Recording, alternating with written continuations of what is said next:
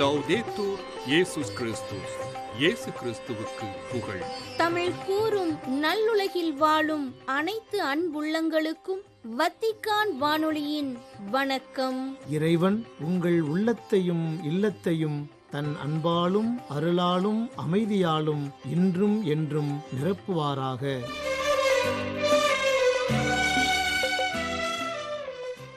அன்பு நேயர்களே, வத்திக்கான் வானொலி இன்று உங்களுக்கு வழங்க இருக்கும் நிகழ்வுகள் தடம் தந்த தகைமை, அன்னை ஓர் அதிசயம் மற்றும் செய்திகள்.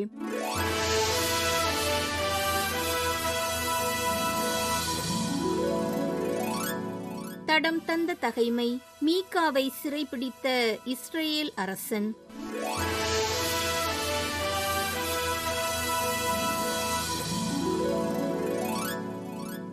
மீகாயா, ஆண்டவரின் வாக்கை கேளுங்கள்.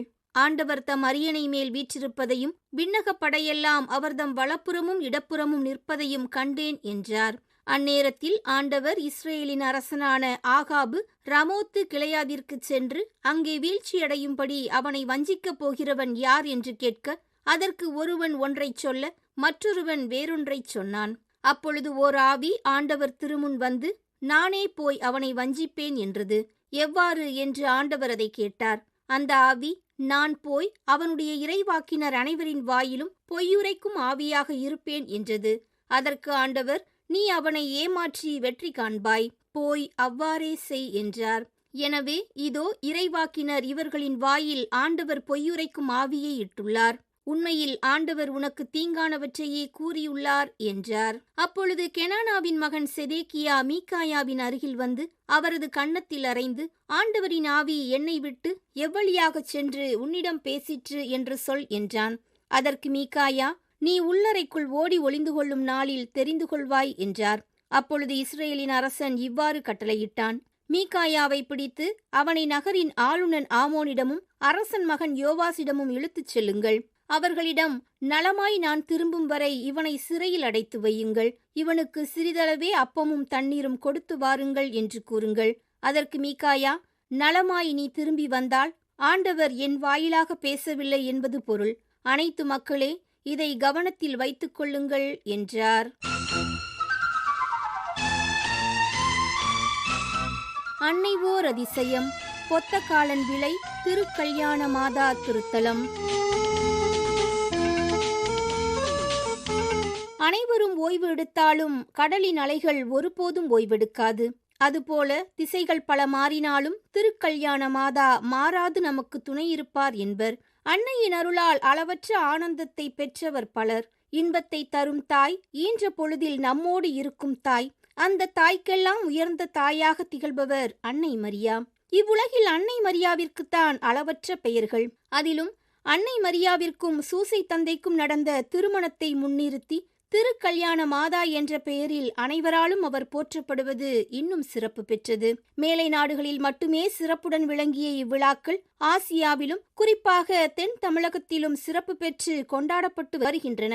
அவ்வகையில் இன்றைய நமது அன்னை ஓர் அதிசயம் என்ற நிகழ்வில் பொத்தக்காலன் விளையில் இருக்கும் திருக்கல்யாண மாதா திருத்தலம் பற்றிய கருத்துக்களை காணலாம். ஜென்மமாசில்லாயம் ராஜாத்தி, உந்தன் சேவடி பணிகிறோ மலர் சாற்றி. ஜென்மமாசில்லாயம் ராஜாத்தி, உந்தன் சேவடி பணிகிறோ மலர் சாற்றி.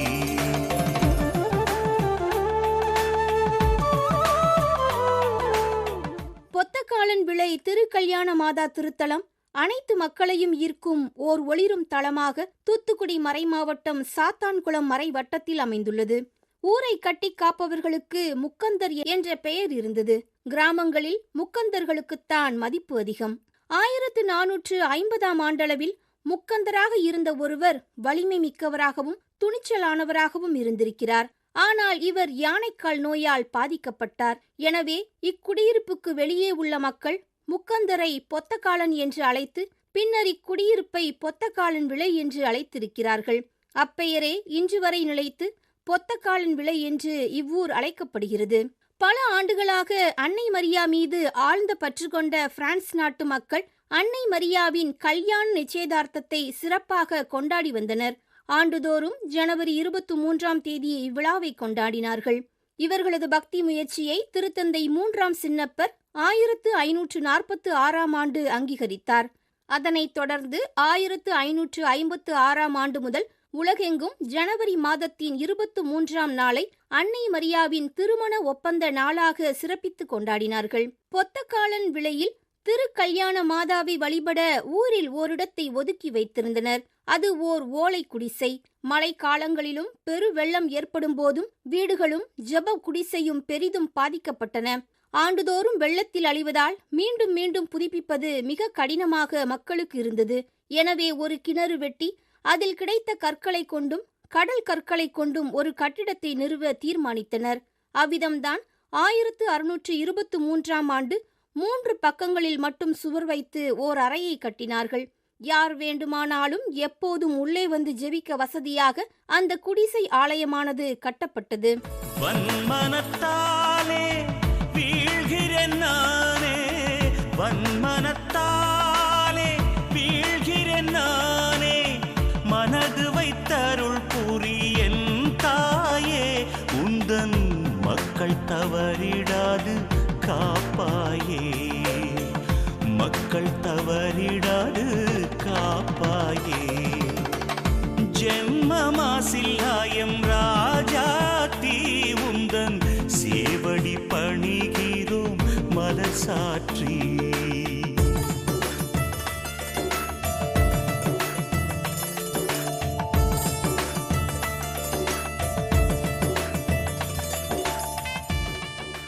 அன்னை மரியாவுக்கும் சூசையப்பருக்கும் ஏற்பட்ட திருமண நிச்சயதார்த்தத்தின் நினைவாக 1835ஆம் ஆண்டு திரு கல்யாண மாதா ஆலயம் ஒன்றை கட்டி அன்னையின் புகழ் பாடினர். 1971இல் தற்போதுள்ள புதிய திருக்கல்யாண மாதா ஆலயம் அர்ச்சிக்கப்பட்டது. அன்று முதல் இன்று வரை ஒவ்வொரு ஆண்டும் ஜனவரி மாதம் 14ஆம் தேதி கொடியேற்றி அன்னை மரியாவின் திருவிழா, அன்னையின் திருமண ஒப்பந்த நாளாகிய ஜனவரி 23ஆம் தேதியை திருவிழாவாக சிறப்புற கொண்டாடி மகிழ்கிறார்கள். தமிழ் பண்பாட்டில் வெற்றிலை பாக்கு என்பது மங்களகரமான நிகழ்வுகளின் போது பரிமாறப்படும் ஓர் அற்புதமான பொருள். எனவே இத்திருவிழா கொடியேற்றத்திற்கு பின் மக்கள் அனைவருக்கும் வெற்றிலை பாக்கு வழங்கப்படுகிறது.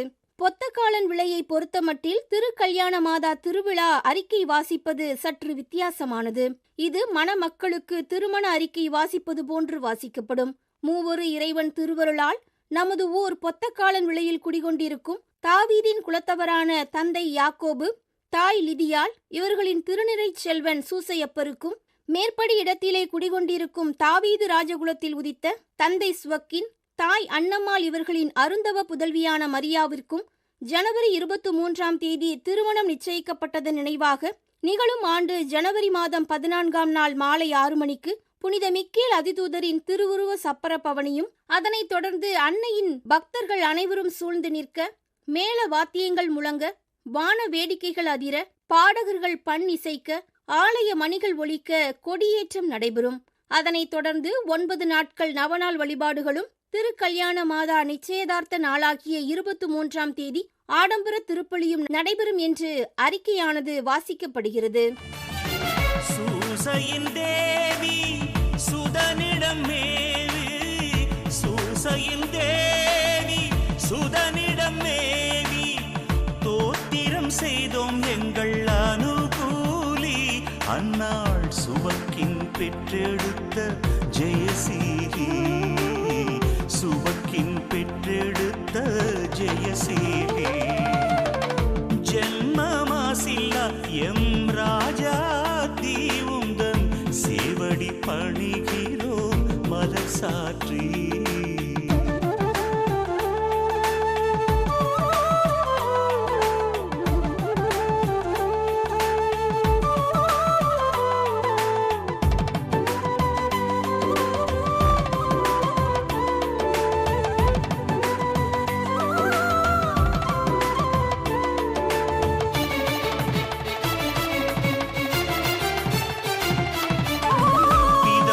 குமாரி பரிவு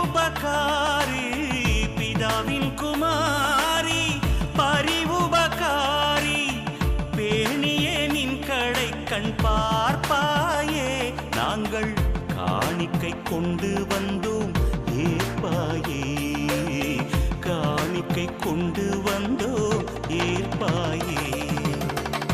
ஜென்மமாசில்லாயம் ராஜாத்தி உந்தன் சேவடி பணிகிறோம் மலர் சாற்றி. இறைவனை வழிபட்டு தங்களுக்குள் உறவை வளர்க்கவும் பனைத்தொழிலே மக்களின் முதன்மையான தொழிலாக இருந்து வந்துள்ளமையால் பனைத்தொழிலை மேற்கொள்வதற்கு முன்பதாக பனை ஏறுவதற்காக காடுகளுக்குள் செல்லும்போது எந்தவித பொல்லாப்புகளும் விலங்குகளால் விபத்துகளும் ஏற்படாமல் மீண்டும் நலமாக மக்கள் நடுவே மீண்டும் திரும்ப இறையருள் வேண்டி இத்திருவிழாவை மக்கள் கொண்டாடினார்கள். குடும்ப சூழலில் அருள் தந்தை மஸ்கிரனாஸ் பொத்தக்காலன் விலையில் பங்கு தந்தையாக 1949 ஆண்டு பொறுப்பேற்றதும் தூத்துக்குடி மறைமாவட்ட ஆயர் திபூசியஸ் ரோஸ் அவர்களிடம் திருக்கல்யாண மாதா ஆலயம் பற்றி கூறி ஆயரின் அனுமதியுடன் பொத்தக்காலன் விலையில் ஆலயம் ஒன்றினை அமைத்தார். அந்த ஆலயத்துக்கு திருக்கல்யாண மாதா ஆலயம் என்றும் பெயரிட்டார். தந்தை நவமணி அடிகளார் தம் காலத்தில் திருக்கல்யாண மாதாவின் புகழை ஓங்கச் செய்தார். பல இடங்களிலிருந்தும் திருமண வரம் வேண்டியும் குழந்தை பாக்கியம் வேண்டியும் மக்கள் திருக்கல்யாண அன்னையின் வளாகத்தில் குவிந்து கொண்டிருக்கின்றனர். பண்டைய காலத்தில் இருந்தே திருவிழாக்களின் போது தேர்கள் எடுப்பது வழக்கமாக இருந்தது. திருக்கல்யாண மாதா ஆலயத்திலும் தேர்கள் எனப்படும் சப்பரங்கள் எடுக்கப்பட்டன. புனித மிக்கேல் அதிதூதர், புனித ஞான பிரகாசியார், புனித இஞ்ஞாசியார், புனித ஆரோக்கியநாதர், புனித செபஸ்தியார், புனித அந்தோனியார், புனித சவேரியார், புனித தோமையார், புனித சூசையப்பர், அன்னை மரியா என பலருக்கும் சப்பரங்கள் எடுத்தனர். அன்னை மரியாவிற்கு புதிய ஆலயம் கட்டப்பட்டதும் பழைய ஆலயத்தினுள் தேரினை பாதுகாப்பாக வைக்க முயன்றனர். ஆனால் தேரின் உயரமானது 50 அடியாக இருந்ததால் 40 அடியாக குறைக்க வேண்டிய நிலை ஏற்பட்டது. எனவே தேரில் உள்ள 2 தட்டுக்களை அகற்றிவிட்டு உயரத்தை குறைவாக்கி ஆலயத்திலேயே பாதுகாப்பாக தேர் சப்பரத்தை வைத்துக் கொண்டார்கள். தேர் சப்பரம் பழுதடைந்த நிலையில் இருந்தமையால் 1984 ஆண்டில் தந்தை லூர்துமணியின் முயற்சியால் மாதாவிற்கு 40 அடி உயரமுள்ள அலங்கார தேர் ஒன்று உருவாக்கப்பட்டது. 2008 ஆண்டு அழகியதோர் சப்பரப்பறை எனப்படும் தேர் வைக்கும் இடமும் கட்டப்பட்டது. திருக்கல்யாண மாதா திருவிழா நிறைவு பெற்ற மறுநாள் ஜனவரி 24 தேதியிலிருந்து 3 நாட்களுக்கு தொடர்ந்து புனித செபஸ்தியார் நாடகம் கர்நாடக இசை வடிவத்தில் நடைபெறுகிறது. நாடகம் நிறைவு பெற்ற பிறகு நள்ளிரவில் பங்கு பாடகர் மக்கள் அனைவரும் மங்களமே ஜெய மங்களமே, எங்கள் மாசில்லா இயேசுவுக்கு மங்களமே என்று பாடல் பாடி பங்கு தந்தையை அழைத்துச் சென்று கொடியிறக்க நிகழ்ச்சியானது நடைபெறுகிறது. இத்துடன் பொத்தக்காலன் விலை திருக்கல்யாண மாதா திருத்தலத்தின் திருவிழாவானது நிறைவிற்கு வருகிறது. உலகெங்கும் வாழும் மக்களுக்கு பல்வேறு பெயர்களில் பல அரும் செயல்களை செய்து கொண்டிருக்கும் அன்னை மரியா அவர்தம் பிள்ளைகளாகிய நம் ஒவ்வொருவராலும் பல்வேறு பெயர்களால் அழைக்கப்பட்டு போற்றப்படுகின்றார். அன்னையின் புகழை அகிலமெங்கும் பறைசாற்ற நாமும் முயல்வோம். அன்னையின் அன்பு பிள்ளைகளாக வாழ முயற்சி எடுப்போம். பொற்பை நகர் பால் அன்புடைத்தாயே, பொற்பை நகர் பால் அன்புடைத்தாயே, வளம் பல தந்து எம்மை ஏற்றினாயே, உந்தன் பொற்பாதம் பணிகிறோம் சிரம் தாழ்த்தி, பொற்பாதம் பணிகிறோம் சிரம் தாழ்த்தி. ஜென்மமாசில்லாயம் ராஜாத்தி உந்தன் சேவடி பணிகிறோம் மலர் சாற்றி. பொத்தக்காலன் விலை திருக்கல்யாண மாதா திருத்தலம் என்ற தலைப்பில் இன்றைய அன்னை ஓர் அதிசயம் என்ற நிகழ்வினை இன்று உங்களுக்கு வழங்கியது வத்திக்கான் வானொலி.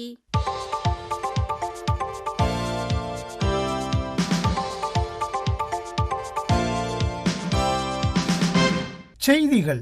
வரலாற்றின் இருண்ட காலங்களில் நம்பிக்கையின் கலங்கரை விளக்கை ஏற்றி சிகரங்களை நோக்கி தொடர்ந்து முன்னேற நான் உங்களை ஊக்குவிக்கிறேன் என்று கூறினார் திருத்தந்தை 14 லியோ. அக்டோபர் 30 வியாழக்கிழமை வத்திக்கானில் உள்ள திருத்தந்தை 6ஆம் பவுலரங்கில் கல்வி உலகின் விழா என்ற தலைப்பில் இடம்பெற்ற விழா ஒன்றில் பங்கேற்ற மாணவர்களுக்கு வழங்கிய உரை ஒன்றில் இவ்வாறு கூறினார் திருத்தந்தை 14 லியோ. இளம் பார்வையாளர்களை அன்புடன் வரவேற்று அவர்களை சந்திப்பதில் மகிழ்ச்சியையும் நம்பிக்கையையும் வெளிப்படுத்திய திருத்தந்தை புனித பியர் சியோர்ஜியோ பிரசாத்தின் உத்வேகத்தை பெற்று இளைஞர்கள் வாழ்க்கையை முழுமையாக வாழவும் நம்பிக்கையையும் உண்மையையும் பின்பற்றவும் மேலோட்டமான போக்குகளுக்கு தீர்வு காண்பதற்கு பதிலாக சிகரத்தை நோக்கி உயர்ந்து செல்ல பாடுபடவும் தனது உரையில் அவர்களை ஊக்குவித்தார். சமூகத்தை மாற்றுவதற்கான திறவுகோல் கல்வி என்பதை தனது உரையில் எடுத்துக்காட்டிய திருத்தந்தை, முன்னாள் திருத்தந்தை பிரான்சிஸ் அவர்களின் கல்விக்கான உலகளாவிய ஒப்பந்தத்தை நினைவுகூர்ந்த அதேவேளை, இளைஞர்கள் உண்மையை பேசுபவர்களாகவும் அமைதியை உருவாக்குபவர்களாகவும் இருக்க வேண்டும் என்றும், சிறந்த எதிர்காலத்தை உருவாக்க கற்றல் மற்றும் தார்மீக ஒருமைப்பாட்டை ஒன்றிணைக்க வேண்டும் என்றும் அவர்களுக்கு அழைப்பு விடுத்தார். விண்வெளியில் காணப்படும் விண்மீன்களின் படங்களை பயன்படுத்தி அவைகள் பயணிகளுக்கு வழிகாட்டுவது போல கல்வி தனிநபர்கள் தங்களை தாண்டி பார்க்கவும் மற்றவர்களுடன் இணையவும் உலகை ஒளிரச் செய்யவும் உதவுகிறது என்றும் விளக்கினார் திருத்தந்தை. கல்வி என்பது பார்வையை விரிவுபடுத்தி இதயங்களை உண்மை மற்றும் கடவுளை நோக்கி உயர்த்தும் ஒரு தொலைநோக்கி என்று விவரிக்கப்படுகிறது என்று உரைத்த திருத்தந்தை, உள்வாழ்க்கையின் கல்வி, டிஜிட்டல் உலகில் கல்வி, அமைதிக்கான கல்வி ஆகிய 3 முக்கிய கல்வி சவால்கள் முன்வைக்கப்படுகின்றன என்பதையும் அவர்களுக்கு எடுத்துக்காட்டினார். இறுதியாக, இளைஞர்கள் விரைவாக விழும் விண்மீன்களை நோக்கி பார்க்காமல் உண்மையான வழிகாட்டும் ஒளியான இயேசு கிறிஸ்துவை நோக்கி பார்க்குமாறு வலியுறுத்தப்படுகிறார்கள் என்றும், அவர் ஒரு நோக்கமும் மகிழ்ச்சியும் நிறைந்த வாழ்க்கைக்கு நம்மை வழிநடத்துகிறார் என்றும் தெரிவித்து தனது உரையை நிறைவு செய்தார் திருத்தந்தை. கடந்த செவ்வாய்க்கிழமை பிற்பகுதியிலிருந்து புதன்கிழமை வரை காசா பகுதியில் இஸ்ரேல் நிகழ்த்திய வான்வெளி தாக்குதல்களில் குறைந்தது 100 பாலஸ்தீனியர்கள் கொல்லப்பட்டனர் என்றும், இது அக்டோபர் 10 போர் நிறுத்தத்திற்கு பிறகு ஏற்பட்ட மிக மோசமான அதிகரிப்பை குறிக்கிறது என்றும் அங்கிருந்து வரும் செய்திகள் தெரிவிக்கின்றன. இந்த தாக்குதல்கள் குடியிருப்பு பகுதிகள் மற்றும் இடம்பெயர்ந்த மக்களுக்கான தங்குமிடங்களை குறிவைத்தன என்றும், ரஃபாவில் நிகழ்ந்த தாக்குதல் ஒன்றில் இஸ்ரேலிய ரிசர்வ் வீரர் ஒருவர் கொல்லப்பட்டதற்கு பதிலடியாக பயங்கரவாத இலக்குகளை தாக்கியதாக இஸ்ரேல் ராணுவம் கூறியது என்றும் அந்த செய்திக்குறிப்பில் கூறப்பட்டுள்ளது. மேலும் இந்த தாக்குதலுக்கு இஸ்ரேல் ஹமாஸ் மீது குற்றம் சாட்டியுள்ள அதேவேளையில் ஹமாஸ் இந்த கொலையில் ஈடுபடவில்லை என்றும் அதில் தெரிவிக்கப்பட்டுள்ளது. பிலிப்பீன்ஸில் உள்ள சமர் கல்பயோக் நகரில் வசிப்பவர்களும் சிவில் சமூக குழுக்களும் திட்டமிடப்பட்ட காற்றாலை மின் திட்டத்தை எதிர்க்கின்றனர் என்றும், இது கல்பயோக்பான் ஆகிய கைஃபான் பாதுகாக்கப்பட்ட நிலப்பரப்பு மற்றும் நீர்நிலைகளை அச்சுறுத்துவதாக அவர்கள் கூறியுள்ளனர் என்றும் தெரிவித்துள்ளது யூகான் செய்தி நிறுவனம்.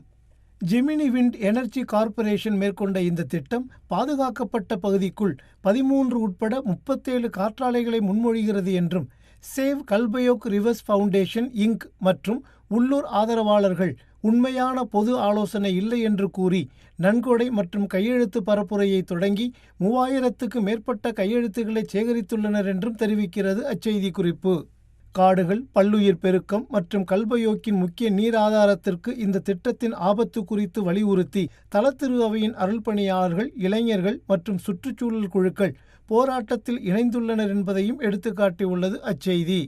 காடழிப்பு, மண்ணரிப்பு, பல்லுயிர் இழப்பு மற்றும் நீர் மாசுபடுவதற்கான வாய்ப்புகள் குறித்து சுற்றுச்சூழல் ஆர்வலர்கள் எச்சரிக்கின்றனர் என்றும், புதுப்பிக்கத்தக்க ஆற்றல் உள்ளூர் சமூகங்கள் அல்லது சுற்றுச்சூழல் அமைப்புகளுக்கு தீங்கு விளைவிக்க கூடாது என்று கூறுகிறார்கள் என்றும் உரைத்துள்ளது அச்செய்தி குறிப்பு. இஸ்ரேல் மற்றும் ஆக்கிரமிக்கப்பட்ட பகுதிகளில் நிலவும் அவநம்பிக்கையான நெருக்கடி தொடரும் வேளையில் இவ்வாரம் இங்கிலாந்தில் வெளியிடப்பட்ட பாலஸ்தீனம் 36 என்ற ஒரு புதிய திரைப்படம் அந்த பகுதியின் வரலாற்றை பற்றிய சில நுண்ணறிவுகளை வழங்குகிறது என்று கூறியுள்ளது ஐசின் எனப்படும் செய்தி நிறுவனம். அன்னமேரி ஜாசிர் எழுதி இயக்கியுள்ள இந்த திரைப்படம் 1936ஆம் ஆண்டு கட்டாய பாலஸ்தீனத்தில் நடைபெறுகிறது என்றும், அங்கு ஒருங்கிணைந்த பாலஸ்தீன எழுச்சியும் அதிகரித்து வரும் யூத குடியேற்றமும் பிரித்தானிய ஆட்சிக்கு எதிரான மோதலை தீவிரப்படுத்துகின்றன என்பதையும் அச்செய்தி நிறுவனம் சுட்டிக்காட்டியுள்ளது. அடுத்த ஆண்டு அகாடமி விருதுகளில் சிறந்த பன்னாட்டு திரைப்படத்திற்கான பாலஸ்தீனிய படமாக இது தேர்ந்தெடுக்கப்பட்டுள்ளது என்பதையும் அச்செய்தி குறிப்பு சுட்டிக்காட்டியுள்ளது. இத்துடன் வத்திக்கான் வானொலியின் தமிழ் ஒலிபரப்பு நிறைவு பெறுகின்றது. தொடர்வது அதன் மலையாள நிகழ்ச்சிகள். உங்கள் செவிமடுத்தலுக்கு நன்றி. வணக்கம்.